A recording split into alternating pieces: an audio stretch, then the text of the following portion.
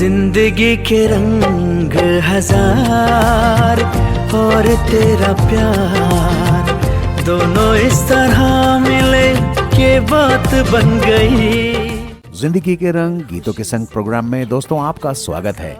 आइए आपको मिलवाते हैं हमारे आपके जैसे सज्जनों और महिलाओं से, जिनकी बातें सुनकर, जिनसे बातचीत करके आपको बड़ा मजा आएगा और उन्हीं के पसंद के गीत भी हम इस प्रोग्राम में सुनेंगे। तो चलिए शुरू करते हैं इस प्रोग्राम को। दोनों इस तरह मिले कि बात बन गई, हर खुशी सिमट के तेरा साथ बन गई। सभी श्रोताओं को मेरा प्यार भरा नमस्कार। मैं आलोक कुमार एक नया प्रोग्राम लेकर आज आपसे मुखातिब हूं। इस प्रोग्राम में हम हमारे समाज के उन लोगों से बातचीत करते हैं जिन्होंने अखबार में है या मीडिया में भले ही सुर्खियां न बटोरी हों, लेकिन उन्होंने अपना जीवन सुकून और आनंद के साथ जिया। जिनके पास भले ही अकूत धन दौलत न हो, लेकिन उन्होंने अपना जीवन अपनी शर्तों पर जिया। इन लोगों ने भीड़ के साथ चलने की बजाय अपना रास्ता अलग बनाने की कोशिश की है। इस कड़ी में आज बातचीत करेंगे नमिता सचान जी से। चर्चा शुरू करने से पहले दोस्तों, मैं आपको नमिता जी के बारे में कुछ कहना चाहता हूं।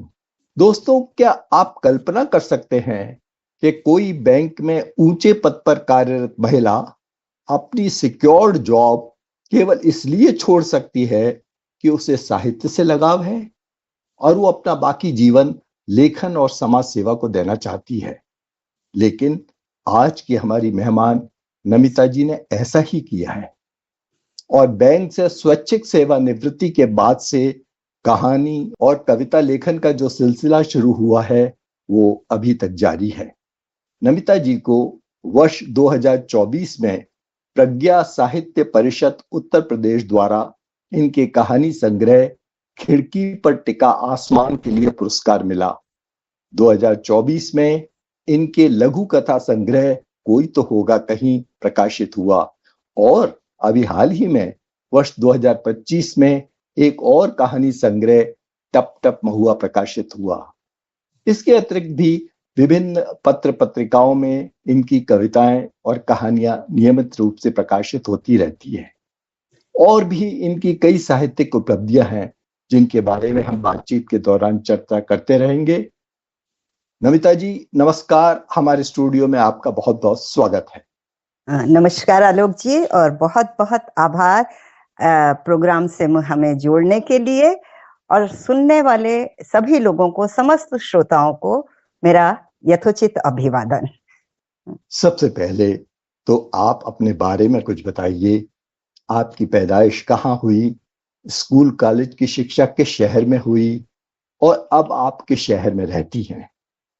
जी हाँ, पैदाइश तो कानपुर से थोड़ा आगे फतेहपुर जिले में एक गांव में हुई थी। और लेकिन आप कानपुर को ही हमारा वो मान सकते हैं कि हमारे सारे फॉर्मेटिव ईयर, पढ़ाई शुरू होने से लेकर नौकरी लगने तक का और विवाह तक का सारा समय कानपुर में ही वो हुआ। तो कानपुर हमारा होम टाउन आप कह सकते हैं, जीवन वहीं से शुरू हुआ। हमें जिसने गढ़ा वो हमारा शहर कानपुर है। और लेकिन अब हम पिछले कुछ सालों से क्या 1990 से लखनऊ में हैं, और तब से बीच बीच में इधर उधर जाना हुआ। बैंक की नौकरी थी तो थोड़ा इधर उधर गए, लेकिन अब लखनऊ में निवास कर रहे हैं जी।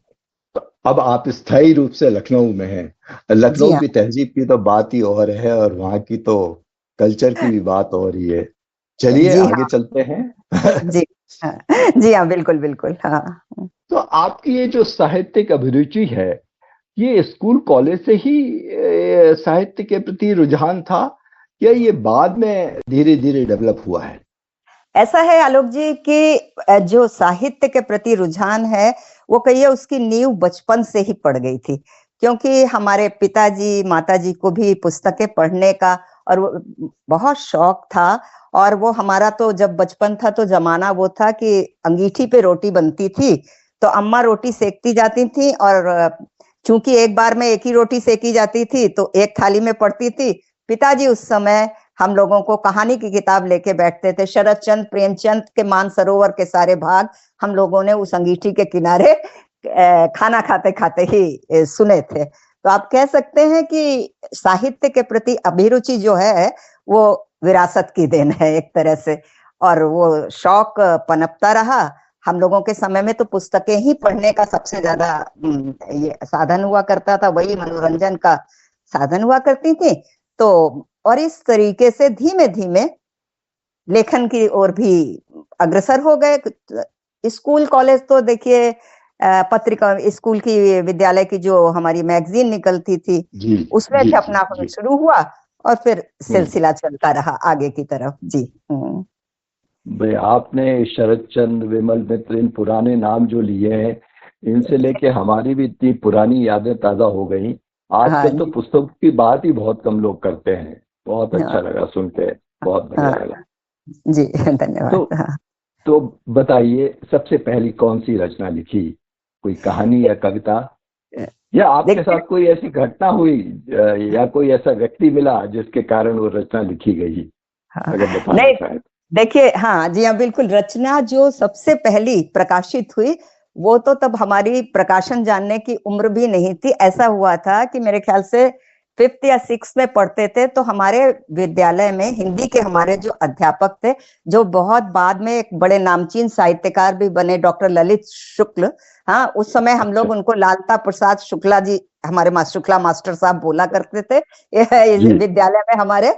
और उन्होंने विद्यालय की पत्रिका के लिए हमसे कहा कि तुम हमको अग्नि की आत्मकथा लिख कर दो। हमने कहा वो कैसे लिखी जाती है? तो उन्होंने थोड़ा सा हमको निर्देश दिया तो, और मैंने लिख के दी, और वो उनको शायद इतनी अच्छी लगी कि उन्होंने उसको धर्मयुग में, आप अगर आपको याद होगा कि एक कार्टून कोना डब्बू जी करके बच्चों वाला निकलता था, और उसमें उन्होंने उसको छपने के लिए भेज दिया और वो छप भी गई। तो वो बहुत शुरुआत की बात है। और उसके बाद जो प्रकाशन हुआ, जब बैंक ज्वाइन किया था, तो हमारे बैंक की जो अपनी इन हाउस मैगजीन्स होती हैं, आप जानते ही हैं, तो उसमें हाँ, तो उसमें एक पीछे का पन्ना होता था, उसमें कविताएं, हिंदी की कविताएं निकलती थी। तो वहां हम नियमित रूप से छपते थे। वो शुरुआत थी प्रकाशन की। उसके बाद तो फिर सारे नवभारत टाइम्स, अमर उजाला, सबके मैगजीन सेक्शंस में छपना शुरू हुआ, कविताएं वगैरह। यात्रा वृतांत भी बहुत छपे, स्वतंत्र भारत की मैगजीन वगैरह। और फिर सिलसिला जारी रहा धीमे धीमे, और वीआरएस लेने के बाद से तो फुल फ्लेज शुरू हो गया। तो ऐसा है, ऐसी यात्रा का प्रारंभ कुछ ऐसे हुआ, प्रकाशन की यात्रा का। हाँ, धार्मिक और साप्ताहिक हिंदुस्तान, दो ऐसी पत्रिकाएं होती थी जो उस समय बहुत ही पॉपुलर थी। बिल्कुल, डब्बू जी की याद है। और साप्ताहिक हिंदुस्तान में एक मुसीबतें आया करता था पीछे। जी हाँ, बिल्कुल बिल्कुल, जिसको उस टाइम सब पढ़ा करते थे। तो इसका मतलब है कि साहित्य की रुचि शुरू से ही थी, और आपकी पब्लिशिंग भी, और बैंक में थोड़ा सा परवान चढ़ा। जितना भी समय आपको बैंक में मिलता होगा उतना आप कर पाती होंगी। हाँ जी, अब प्रारंभिक दिनों में तो थोड़ा मिलता रहा, फिर जैसे जैसे देखिए आप पदोन्नति होती रही, और बैंक में भी, और अपनी पारिवारिक जिम्मेदारियों की भी, तो वो देखिए थोड़ा सा बीच में पढ़ना तो चलता रहा, लिखना थोड़ा सा कम हुआ, लेकिन कभी भी लिखना रुका नहीं। और तो यात्रा चलती रही। और वीआरएस लेने के बाद जो फिर से जब शुरुआत हुई थी, तो सबसे पहले यात्रा वृतांत से ही, जो इंडियन एयरलाइंस की मैगजीन है स्वागत, उसमें हमारे बहुत सारे इशू में यात्रा वृतांत निकले थे। तो हाँ, तो उसमें काफी सारे अंकों में निकले थे। तो ऐसा है कि फोटो छपती थी और यात्रा वृतांत हम लिखा करते थे।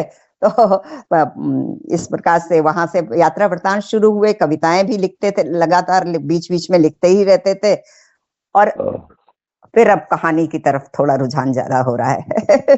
जी नहीं, ये इंडियन एयरलाइंस की जो स्वागत है, मुझे भी ध्यान है इसका। ये बहुत ही पॉपुलर थी उस जमाने में। जब भी जो भी फ्लाइट में बैठता था उसको ये मैगजीन मिलती थी पढ़ने के लिए। और उसमें काफी अच्छी लेखकों की रचनाएं आती थी, ऐसा नहीं था। हाँ जी। चलिए, हाँ, हाँ, थोड़ा सा और बैंक की जब चर्चा चली है तो मुझे ये, हालांकि मैं साहस कर रहा हूँ इस क्वेश्चन को पूछने का, बैंक की नौकरी बैंक की हाँ, नौकरी छोड़ना एक बहुत बड़ा निर्णय था।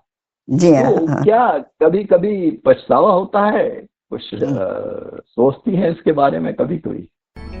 ऐसा है आलोक जी कि हम कोई भी काम बिल्कुल तुरंत बहुत जल्दी से नहीं करते हैं, निर्णय लेने में थोड़ा समय जी लेते हैं। तो जब ये वीआरएस की चर्चा चलनी शुरू हुई थी हमारी इंडस्ट्री में, तो मेरे मन में सबसे पहले ये आया था, क्योंकि देखिए बैंक का भार, बच्चे भी ऐसे उसमें थे जिनको समय देना बहुत आवश्यक हो जाता था, नहीं जी तो उनके जी फॉर्मेटिव ईयर्स थे वो खराब हो जाते।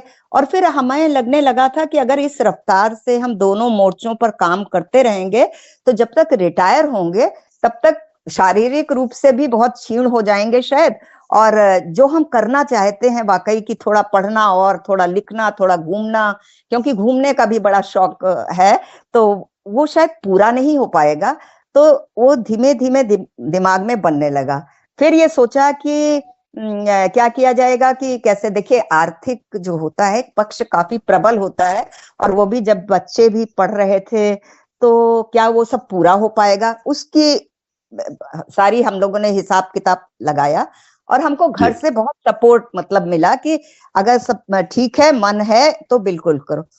और एक जो दूसरी बात जिसने मुझे ये बीआरएस लेने से में हेल्प करी, वो ये थी कि बैंक में हमारा जो स्थान था ना, वो हमारी कुर्सी की वजह से नहीं था, वो व्यक्तिगत जी रूप से हमारा जो अपना स्थान था, जी लोगों के जी बीच भी व्यक्ति के रूप में, जो तो हमें लगा था कि हम ये हमारा जो सर्कल है उसको मिस नहीं करेंगे। और हमारी जो कहते हैं ना कि सबसे ये लगता है कि अहमियत कम हो जाएगी अगर हम अपनी पोस्ट छोड़ते हैं, मुझे जी उसका जी डर बिल्कुल नहीं था। उसका डर, मुझे लगा था कि नहीं, हम व्यक्तित्व के रूप में, व्यक्ति के रूप में मेरी अहमियत ऐसी ही बनी रहेगी। और मेरे दिमाग में कुछ सोशल समाज के लिए कुछ करने का, लिखने का, पढ़ने का, ये सब रूपरेखा बन रही थी। तो आर्थिक पक्ष पर कैलकुलेशंस करके और हम लोगों ने निर्धारित किया। और फिर पारिवारिक सपोर्ट हमारे पास, माने हमारे पति का सपोर्ट था कि अगर तुम्हारी इच्छा है और तुम खुद में बिल्कुल कन्विंस हो तो लो और अपने इसको प्रारंभ करो। तो और पछतावा तो देखिए, मेरा एक और मानना होता है कि अगर हम किसी भी चीज को, अपने किसी निर्णय को फॉलो करने के लिए, उस पर अमल करने के लिए पूरे विश्वास से चलते हैं, तो जी ईश्वर जी सहायता जरूर करता है। सहायता और हाँ, बिल्कुल सहायता करता है। और ईश्वर ने हमको सच बताएं, आर्थिक रूप से भी, जबकि बहुत बड़ा वो था कि 2 तनख्वाह हो रही थी, बच्चे पढ़ रहे थे, 1 हो गई थी, लेकिन हमको कभी कोई उस तरीके की समस्या नहीं आई। और बच्चों का भी करियर बहुत अच्छे से बन गया, वो भी बहुत अच्छे से पढ़ गए। जहाँ कोचिंग वगैरह में खर्चे होते हैं बहुत सारे पेरेंट्स के, ईश्वर की दया से मुझे अपने बच्चों की इतने बढ़िया इंस्टीट्यूट से पढ़े, एक भी कोचिंग नहीं करानी पड़ी। हम इसे जी ईश्वर का आशीर्वाद और वरदान मानते हैं कि हमने उस समय साहस किया तो ईश्वर ने कहा चलो कर लो, इतने विश्वास के साथ साहस कर रही हो, और हम तुम्हारी परेशानी को देखते रहेंगे। तो पछतावा तो बिल्कुल नहीं हुआ, क्योंकि सच कह रहे हैं कि ना हमको अपने पद की छीनने का कुछ वो हुआ, बल्कि पछतावा नहीं, हम तो आलोक जी कहेंगे कि हमें बहुत अच्छा लगा कि हमने उस समय ये निर्णय ले लिया, क्योंकि जितनी यात्राएं कर पाए, जितना हम लिख पाए, जितना पढ़ पाए, और जिन लोगों से जुड़ पाए, या समाज के लिए, जो बच्चियों के लिए हम काम करते हैं वो कर पाए, कि नौकरी करते हुए संभव नहीं हो पाता। तो हाँ, मुझे लगता है बहुत जीवन को, हाँ, अर्थ मिला जीवन को इससे हमको। जी बहुत बहुत बड़ी बातें कह दी आज आपने इतनी सी बात में। एक तो ये कॉन्शियस डिसीजन था, सोचा समझा बिल्कुल था, और जी मतलब काफी विचार के बाद आपने डिसीजन लिया। और जी दूसरा ये जो पोस्ट वाली बात आपने कही ना, जी कि लोगों को लगता है कि हमारी इज्जत या हमारी अहमियत केवल जी इस पोस्ट की वजह से है, लेकिन हाँ आपने अपनी शख्सियत या अपनी जगह ऐसी बना ली थी, आपको पता था कि बैंक वालों से भी संबंध रहेंगे और अलग दुनिया पे एक बनी जाएगी हमारी। तो ये हाँ बात तो बहुत बढ़िया कही है आपने। और भगवान ने भी आपका साथ दिया, आपके बच्चे भी बहुत अच्छी अच्छी पोस्ट पे पहुंच गए और सब कुछ अच्छा हो गया। जी हाँ, बिल्कुल। हाँ जी। बिल्कुल। हाँ अच्छा, अब थोड़ा लौट के आते हैं, आपकी रचनाओं के बारे में बातचीत करते हैं। अब जी हाँ। एक हमारे दर्शकों को, हमारे श्रोताओं को ये बताइए कि लेखन में कौन सी विधा पसंद है आपको, कविता या कहानी पसंद है? देखिए आलोक जी, हम लिखते कविताएं भी हैं, लेकिन हमारे आज की तारीख में प्रारंभ हमने कविता लिखने से ही किया था, लेकिन जी। आज की तारीख में लंबी कहानियां जो हैं वो हमें लिखना ज्यादा पसंद है, या आप कह सकते हैं कि वो हमारी कलम से स्वतः ही जो जैसे जो बहती हैं वो निकलती कहानियां बहती हैं। हाँ बहन। हाँ जी हाँ, अच्छा। लंबी कहानियां जो हैं वो हमको क्योंकि लंबी कहानियों में भी मनोवैज्ञानिक जो हमारे चरित्र होते हैं कहानियों के, उनको मनोवैज्ञानिक रूप से उभारना, उनकी जो भीतर की लड़ाइयां हैं, आंतरिक लड़ाइयां हैं, उन पर बात करना और उनको सामने लाना, ये मुझे अच्छा लगता है। और मुझे लगता है इसका एक बहुत बड़ा कारण ये है कि जब आप अपने आसपास के लोगों से जिनसे मिलते हैं, उनसे उनकी बातों को सुनते हैं, तो कहीं ना कहीं से ये कहानियां लिखने का, ये कहानियां जन्म लेने का आपको जरिया मिल जाता है, क्योंकि हर व्यक्ति के अंदर एक कहानी होती है। हाँ, एक नहीं कई कहानियां होती हैं। हाँ, और आप जब, हाँ जी हाँ, और जब बात करते हैं लोगों से तो फिर वो धीरे, और हमको लगता है कि ये एक ऐसा हिस्सा है जो आदमी के, मनुष्य के भीतर चलती हुई लड़ाइयां हैं, या भीतर उसको कई बार वो व्यक्ति खुद भी नहीं समझ पाता है। जी जी। उनको लिखना हमको अच्छा लगता है, और मेरा अनुभव कहानी, मेरे पाठकों ने मुझे ऐसा दिया है कि उन्होंने कहा भी है कि ये कहानी पढ़ के मुझे लगा कि आपने मेरी बात कह दी जो मैं सारा जीवन कहना चाहती थी, और उसके बाद पढ़ के मुझे बहुत हल्का लगा और मुझे थोड़ी दिशा भी मिली। इससे ज्यादा कुछ नहीं चाहिए लिखने वाले को। जी हाँ। बहुत सुंदर। हालांकि अब मैं आपकी इस बात से मुझे एक सवाल जहन में आ रहा है, मैंने नहीं सोचा था कि वो सवाल आपसे पूछूंगा। जब हम लंबी कहानियां लिखते हैं या उपन्यास भी लिखते हैं, तो जो पात्र आप गढ़ती हैं, वो पात्र उतने समय तक, जब भी उसका कहानी का रचना चलती है या लिखती हैं आप उसको, तो वो पात्र आपके साथ रहते होंगे, सुबह से शाम तक उनके बारे में सोचती होंगी, वो करती होंगी। तो ये जो रचनाकार है, ये किस तरह से अपने पात्रों के साथ जुड़ जाते हैं और फिर एक कहानी पूरी होने के बाद उनसे अलग हो जाते हैं? मैं कई बार सोचता हूँ इसके बारे में कि किसी लेखक से ये सवाल पूछूंगा कि पात्र जो आपके साथ सुबह से शाम तक रहते हैं, हर वक्त आप उनको के बारे में सोचती हैं, किस तरह से वो पात्र बात करेगा, क्या डिसीजन लेगा, ये सब कैसे होता है? ये बड़ा कॉम्प्लेक्स सी चीज है जो लंबी कहानियां लिखते हैं उनके लिए। कुछ बताना चाहेंगे इसके बारे में? हाँ बिल्कुल बिल्कुल बिल्कुल बिल्कुल। देखिए, ये कहानी लेखन की जो रचना प्रक्रिया है, ये हमें लगता है कि हर लेखक, उसको हो सकता है अलग लोगों के अलग अनुभव हों, वो अलग तरीके से जीते हों उसको, लेकिन हम अपनी बात बताना चाहेंगे कि हम जब कहानी लिखना शुरू करते हैं, तो ये सच बात आपने बिल्कुल ठीक कहा कि वो, जैसे कि हमारा मस्तिष्क तो विचारों से कभी खाली होता ही नहीं है, लेकिन जिन दिनों कहानी लिख रहे होते हैं उस समय विचार, काम कुछ भी कर रहे हो, हमारे भीतर वो पात्र चलते रहते हैं, बात करते रहते हैं। हाँ जी हाँ, वो बात करते रहते हैं। और कई बार होता है कि ये बात ऐसी उन्होंने कही, फिर लगता है कि नहीं नहीं, इसका उत्तर ऐसे नहीं, ऐसे होना चाहिए। तो ये सब उठापटक भीतर चलती रहती है, और जब फिर उसको थोड़ा लिखते हैं, फिर आगे बढ़ते हैं, तो वो अपने एक दिशा मिलती जाती है। ऐसा नहीं होता है कि जब हम कहानी लिखना प्रारंभ करते हैं तो उसका अंत एकदम पहले से ही, थोड़ी रूपरेखा होती है, लेकिन कई बार ऐसा होता है कि जो कहानी का जो अंत होता है, वो हमने कहानी प्रारंभ करते समय सोचा ही नहीं होता है। वो कभी कहानी खुद ही हाथ पकड़ के उस दिशा की ओर ले चलती है, या पात्र वो जीवित हो जाते हैं और हमको राह दिखाने लगते हैं कि इस रास्ते से चलिए कहानी लिखने के लिए।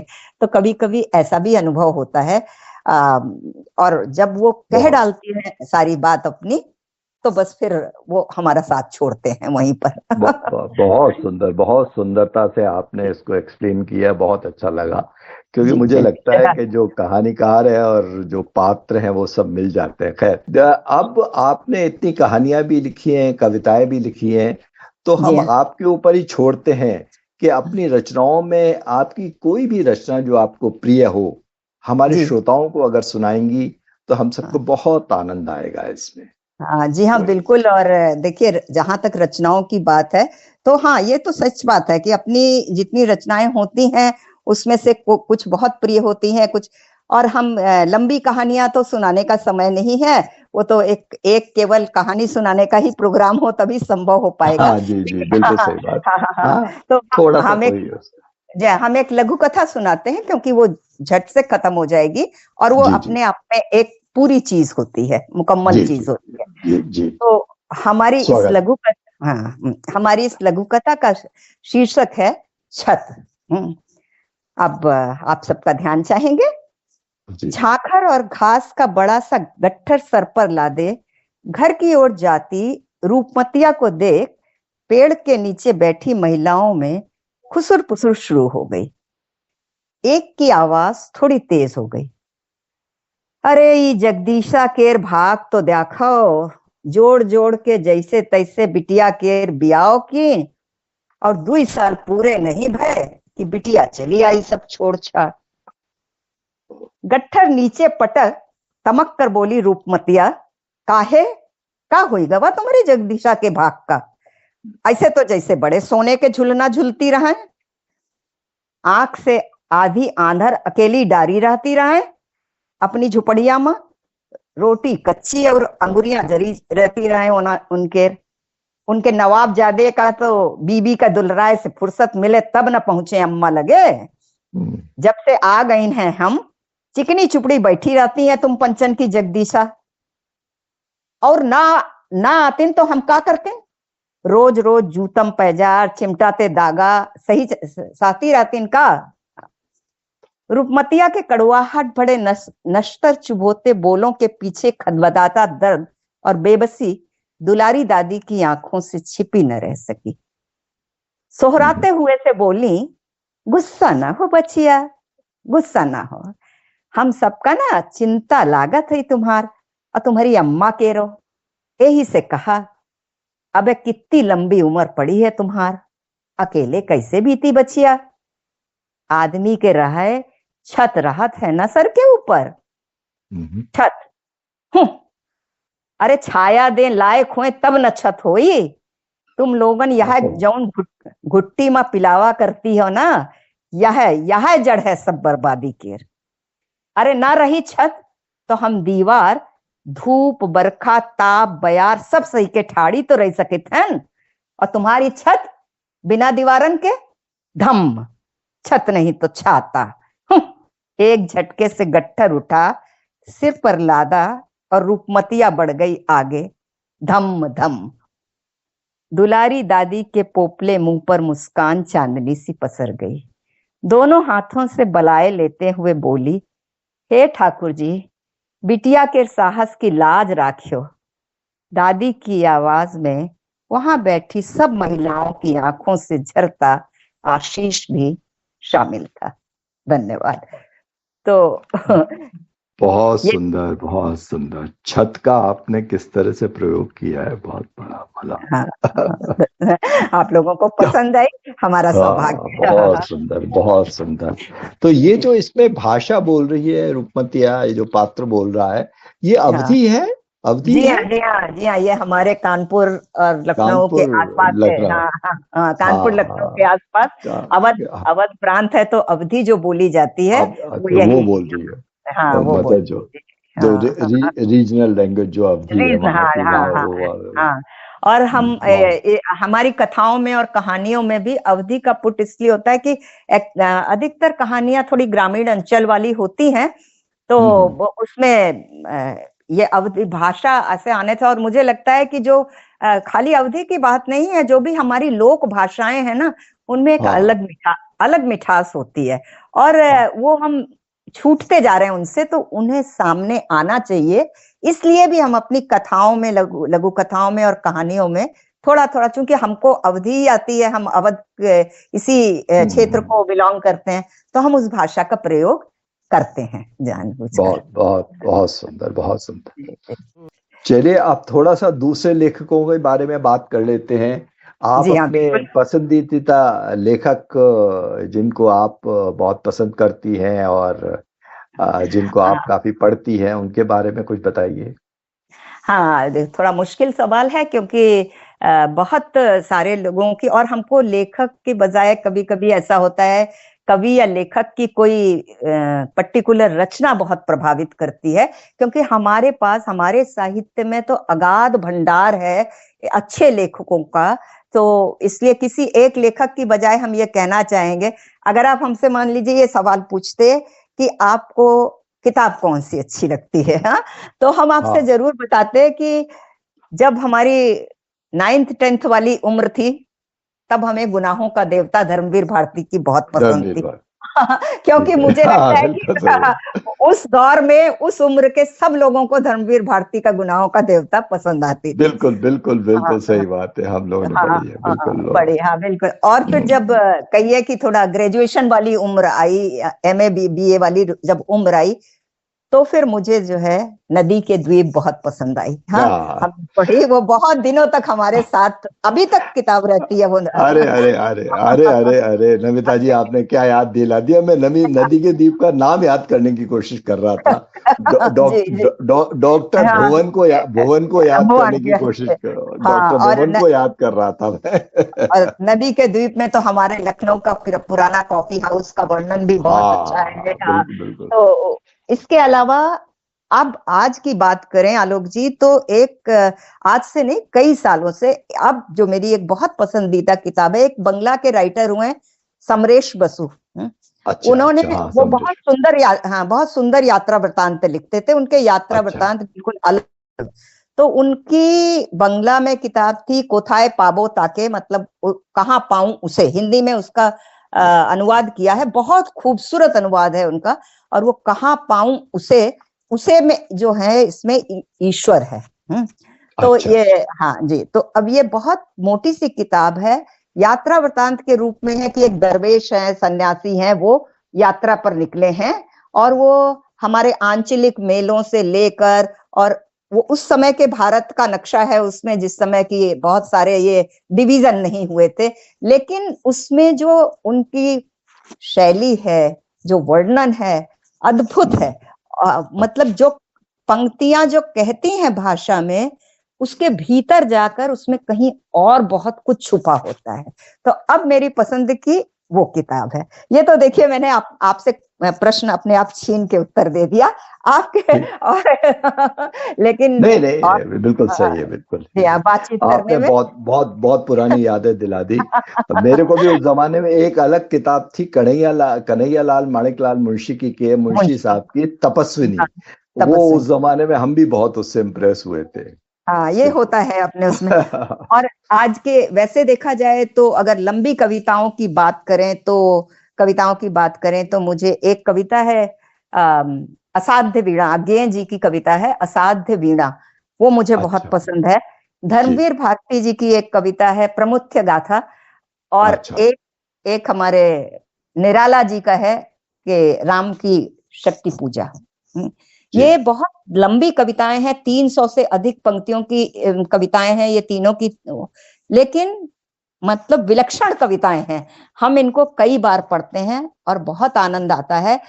बहुत ही असाध्य वीणा में भी एक ग्रीक, बात लंबी हो जाएगी आलोक जी, फिर कभी फुर्सत से करेंगे।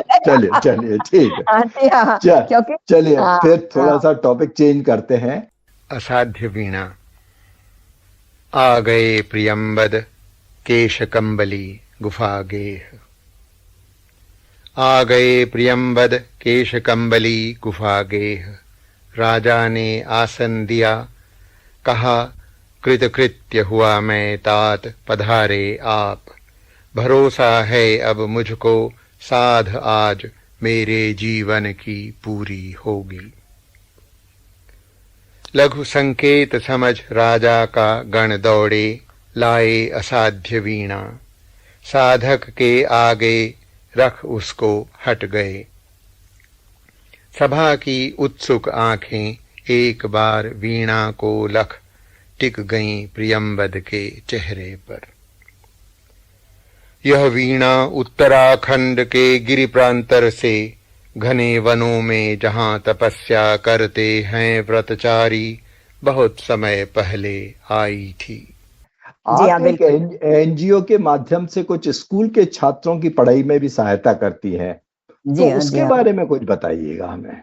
हाँ, वो ऐसा है कि हमारी कॉलोनी में एक छोटा सा प्रयास है, वो कहीं से एडेड एनजीओ नहीं, पहले हम लोग उसमें 3-4 हम भी तब बीआरएस ले चुके थे, बैंक से तो फ्री थे, और 2 तो वो हाउसवाइफ सी थी, और एक सर और हैं वो रेलवे में काम करते हैं, लेकिन वो अभी भी काम करते हैं, लेकिन वो थोड़ा बाहर का काम देखने के लिए, और हम लोगों ने फ्री ट्यूशन सेंटर ऐसे अपनी कॉलोनी में एक कमरा किराए पे लेके, जो हमारे एरिया की मेट्स हैं, हॉकर्स थे, उनके बच्चों के साथ ऐसे शुरू किया था। और उसमें ये कई साल हो गए, अब तो उनमें से बहुत सी बच्चियां, कुछ बच्चे जॉब में आ गए हैं, कुछ अभी पढ़ रहे हैं, तो अब जो बड़ी हो गई हैं उस समय की बच्चियां, तो कोरोना के बाद से थोड़ा तितर बितर हुआ, तो हम लोगों ने तब थोड़े थोड़े बच्चे अपने अपने पास ले लिए वो, और जिन्होंने शुरुआत करी थी उनमें से देखिए जीवन की बाध्यताएं हैं, कोई कहीं दूर चली गई, कोई वो हो गया। सेंटर अभी भी चलता है और हम लोग उससे अभी भी जुड़े हुए हैं। अब तो ये बच्चियां हैं, अब आती हैं तो घर में नीचे उनको, अब जैसे मान लीजिए हम हर विषय, बड़ी क्लासेस है तो नहीं पढ़ा पाते हैं, तो उनको लैपटॉप वगैरह की सुविधा मुहैया करवा दी है। इसके अतिरिक्त उनके फॉर्म्स भरना है, उनको बताना है, नौकरी कुछ जो ढूंढती हैं, और पढ़ाई के अलावा बच्चियां हैं, लड़कियां हैं, तो हमसे खुल के बात कर सकती हैं, तो उनकी और भी जो समस्याएं होती हैं उनके व्यक्तित्व विकास के लिए, उस सब पर भी बात करते हैं। और हमें लगता है कि अगर जीवन भर में 2-3 बच्चियों का भी कुछ भला कर पाए तो सार्थक हो जाएगा जीना।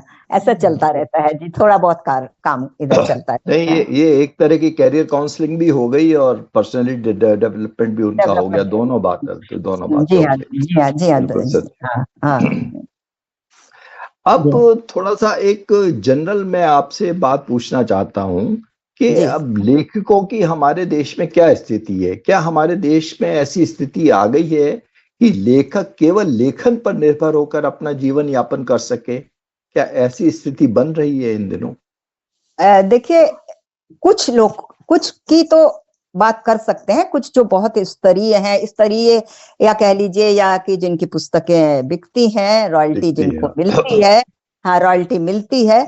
लेकिन जो बहुत आजकल जो एक ट्रेंड चल रहा है कि लिखने वाले बहुत हैं, हाँ, पढ़ने वाले थोड़े, हालांकि हम ये कहेंगे अपने शहर के पुस्तक मेलों को के हमारे अनुभव और जो गोष्ठियां हम अटेंड करते हैं उसको देखकर, कि इधर के कुछ 5-10 सालों में पढ़ने वालों की भी संख्या बढ़ी है, किताबें पढ़ने वाले बढ़ी, जी हाँ बिल्कुल बढ़ी है। तो लेकिन फिर भी केवल उससे बहुत सारे लेखकों का तो संभव नहीं है। हाँ, कुछ थोड़े गिनती के लेखक हैं जिनका केवल लेखन से चल सकता है। जी हाँ, चल सकता नहीं। अब मैंने भी देखा है, जयपुर लिटरेचर फेस्टिवल है और भी आजकल लिटरेचर फेस्टिवल है, तो वहाँ काफी यंग लोग भी किताबें पढ़ने के शौकीन हैं, पर वो एक लंबा विषय हो जाएगा। उसमें मार्केटिंग भी बहुत है, अगर आप अपनी मार्केटिंग कर सकते हैं तो आप कमाई कर सकते हैं। बहुत सारे इश्यूज जुड़े हुए हैं उसमें। जी हाँ, वो बिल्कुल बड़ा लंबा टॉपिक हो जाएगा। जी हाँ, सोशल मीडिया देखिए आजकल एक बहुत बड़ी फोर्स हो गई है, लेखन में भी और मार्केटिंग में भी, हर चीज में सोशल मीडिया अपनी जगह आ गया। प्लस विचारों को इन्फ्लुएंस करने के लिए इन्फ्लुएंसर्स आ गए हैं। अब ये जो नया ट्रेंड है, नया जो प्रवृत्ति है, इसके विषय में आप क्या सोच रही हैं आजकल? क्या विचार हैं आपका? देखिए, मेरा तो ये कहना है, आपको याद होगा आलोक जी, हम लोग जब छोटे थे, 9th-10th में पढ़ते थे, तो एक विषय जिस पर निबंध लिखने के लिए आता था कि विज्ञान एक अभिशाप या वरदान। बिल्कुल सही। हम सोशल मीडिया के लिए भी बिल्कुल वही बात कहते हैं कि ये हमारे अपने विवेक पर निर्भर करता है कि हम उसका प्रयोग किस तरह से करते हैं। सोशल मीडिया एक बहुत अच्छा प्लेटफॉर्म है ज्ञानवर्धन के लिए, लोगों से कनेक्ट करने के लिए, और जेन्युइनली अच्छे लोग भी आपको मिलते हैं उसमें कनेक्ट करने के लिए। और देखिए, ये तो जीवन के अनुभव में भी होता है कि जब हम आमने सामने भी लोगों से मिलते हैं तो आवश्यक नहीं है कि मिलने वाला हर व्यक्ति अच्छा ही हो। हाँ, तो वो हमें बुरे अनुभव भी होते ही हैं लोगों के, तो ये हमारे अपने विवेक पर निर्भर करता है। नहीं तो इतना ज्ञान का भंडार है उसमें से, हाँ, हमको देखना पड़ेगा कि हम जो लिखा है आंख मूंद कर उस पर ही विश्वास ना कर लें, उसका विश्लेषण करें और करें, तो हमको वो बहुत सारा कुछ उससे हासिल भी हो सकता है, बहुत सारी चीजें भी मिल सकती हैं। और जैसे आजकल एक और बात कहना चाहेंगे कि जैसे आजकल हमारा जो सामाजिक ढांचा हो गया है, एक वय के बाद बहुत लोग अकेले रह जाते हैं, जो थोड़ी वृद्ध हो जाते हैं और वो कोई ऐसा नहीं है कि उनके बच्चे पूछते नहीं है, हम वो बिल्कुल नहीं कहेंगे, सब उनकी भी अपनी मजबूरियां हैं, उनकी अपनी जिम्मेदारियां हैं, नौकरी के तहत बाहर जाते हैं, और जब शारीरिक क्षमताएं भी जिन लोगों की कुछ कम हो जाती हैं कि वो बहुत मूव नहीं कर सकते हैं, तो फिर ये घर बैठकर उस सोशल मीडिया, सोशल प्लेटफॉर्म्स का यूज करके अपनी शौक की चीजें, केवल लिखने की बात नहीं है, गाने हैं, हाँ, और आर्ट है किसी भी तरीके की, उसका प्रयोग करके वो अपने वो जो रिक्तता है या लोगों का अभाव है जीवन में, उसको भर सकते हैं। तो हमारा तो यही मानना है कि ये हमारे अपने विवेक पर, हाँ, जो हम बच्चों को शुरुआत से पकड़ा देते हैं, जब उनका विवेक पनपा ही नहीं होता है, डेवलप ही नहीं हुआ होता है, वो गलत बात है, वो गलत बात है, वो एक अलग हाँ, वो एक अलग मुद्दा है, उस पर तो फिर हाँ। नहीं, सही बताया आपने। आजकल हर शहर में सुपर 60s के या सीनियर सिटीजन्स के कराओके क्लब बन गए हैं, जो सब लोग गाना उसमें अपने अपने गाना गाते हैं और तरह तरह के म्यूजिक का शौक पूरा करते हैं। हाँ जी, हाँ जी, ये काफी नई चीज आ गई। अब जब जो गीत और गाने की बात आ गई है, तो कोई चलते चलते म्यूजिक में आपका शौक होगा, कोई ऐसा पसंदीदा गीत बताइए, आपका फेवरेट गायक या गायिका कौन है, किस तरह का संगीत आपको पसंद है? देखिए, हम एक गाना जो मुझे बहुत पसंद है, उससे हाँ, किस तरह के गीत गाने हमको पसंद है वो जाहिर हो जाएगा। एक खामोशी फिल्म आई थी वहीदा रहमान की, वहीदा रहमान, धर्मेंद्र, हाँ, धर्मेंद्र और वहीदा रहमान वाली जो फिल्म आई थी, उसका गाना मुझे लगता है कि प्यार रहने दो, हाँ, कोई नाम ना दो, हमने देखी है नाकों की महकती महकती खुशबू। हाँ, ये मेरा बहुत पसंदीदा गाना है, इसलिए कि ये बजता रहता है। तो देखिए, उसके लिरिक्स भी बहुत अच्छे हैं, और उसकी जो सूदिंग म्यूजिक है, वो अगर कहीं किसी भी तरीके से कैसा भी अगर तनाव भी होता है और नहीं भी होता है, तो भी बहुत रिलैक्सेशन सा देता है, और एक बहुत अच्छा सा भाव शांति का मन में आता है। तो मुझे इसी तरह के गाने पसंद हैं जिनमें म्यूजिक लाउड ना हो, लिरिक्स बहुत अर्थपूर्ण से हो, कोमल हो, रेशमी हो। ये हमारे और गानों की संख्या तो बहुत लंबी हो जाएगी फिर। नहीं, ये गाना बहुत ही अच्छा है, और अपने जमाने में क्या, उस जमाने से लेकर अभी तक लता मंगेशकर जी के अच्छे गानों में से एक माना जाता है। बहुत अच्छा गाना, बिल्कुल अच्छा। तो आप अगर चलते चलते कोई संदेश देना चाहें, कोई बात कहना चाहें हमारे श्रोताओं से, तो उसका स्वागत है। हाँ, अब देखिए, कहने के लिए तो बहुत सारी बातें कही जा सकती हैं, लेकिन हम अपने इस परिवेश बहुत बदल रहा है, वैश्विक परिवेश बहुत बदल रहा है, और हम सब जानते हैं कि बच्चों के ऊपर एक अलग तरीके के तनाव आते हैं। जैसे हम लोगों का तो आधा जीवन, क्या ऑलमोस्ट पूरा जीवन थोड़ा स्थिरता में बीता है, कि एक नौकरी लग गई तो उसी को करे, और बहुत पारिवारिक भी चारों तरफ से लोग होते थे, लेकिन बच्चों को बहुत तरह के तनावों का सामना करना पड़ रहा है।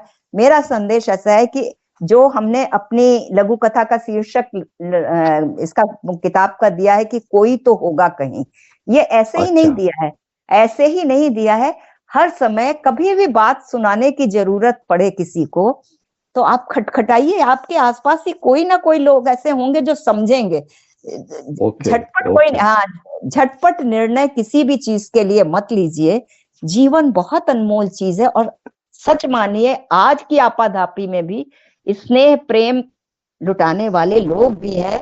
तो सबसे, चाहे जो अकेले हों, बच्चे हों, वयोवृद्ध हों, सबसे मेरा यही कहना है कि हाथ बढ़ा के देखिए, पकड़ने वाले मिलेंगे। निराश बिल्कुल कभी जीवन में नहीं होना चाहिए। बस इतना ही कहना चाहेंगे। क्या क्या सुंदर बात कही है आज के यंग लोगों के लिए, आज के यूथ के लिए, आज के नौजवानों के लिए, कि हाथ बढ़ाने वाले हाथ हैं।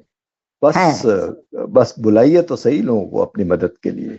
बहुत सुंदर, बहुत बहुत बहुत बहुत बहुत धन्यवाद आपका। बहुत अच्छी बात कही आपने। बिल्कुल।